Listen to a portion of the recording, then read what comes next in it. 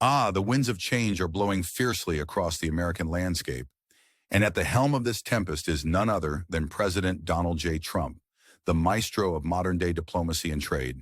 Now, folks, gather round as we delve into the latest chapter of the Trump administration's illustrious saga, a chapter that promises to be etched in the annals of history under the bold title of Liberation Day.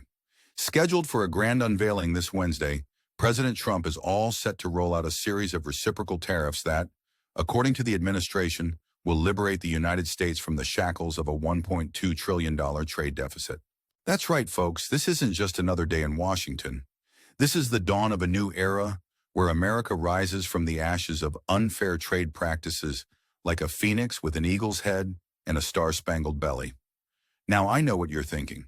Who will be the lucky recipients of these tariffs? Well, the White House, in its infinite wisdom, has been playing its cards close to the chest. But fear not, dear viewer, for the rumor mill is churning at full speed.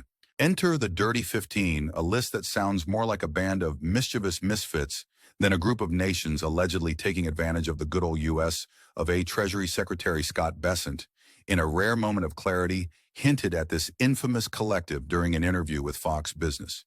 Yet he left us hanging, refusing to name names. But if you squint hard enough at the tea leaves, you might just make out countries like Argentina, Australia, and of course, the ever-popular China and European Union.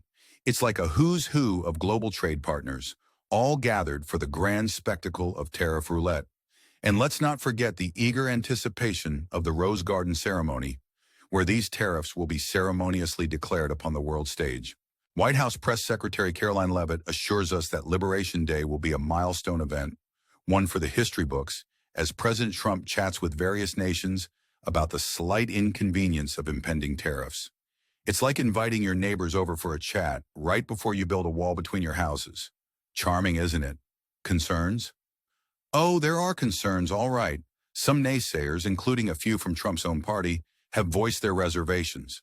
Former Senate Majority Leader Mitch McConnell, for example, has been wringing his hands over potential consumer cost hikes. But rest assured, Leavitt waves off such worries with the same nonchalance one might reserve for a mosquito on a summer's day. It is going to work, she declares, and who are we mere mortals to question the brilliance of Trump's trade czars? As we move forward, let's take a moment to appreciate the art of the deal, Trump style. This is about more than tariffs.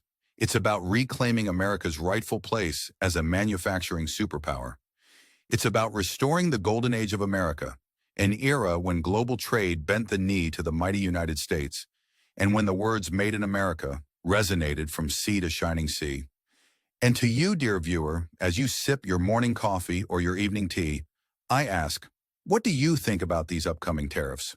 Are they a masterstroke in economic strategy, or just another chapter in the book of political theatrics? Share your opinions in the comments below. Your thoughts might just spark the next big debate. Now, before we part ways, a gentle reminder. If you enjoyed our little foray into the world of Trumpian trade tactics, don't forget to subscribe to our channel. Hit that like button or leave a comment letting us know what tickles your satirical funny bone. Stay tuned for more, because in the world of news, the show must go on. So as we eagerly await the unfolding of Liberation Day, let's embrace the absurdities, laugh at the ironies, and bask in the glow of America's unyielding quest for trade nirvana.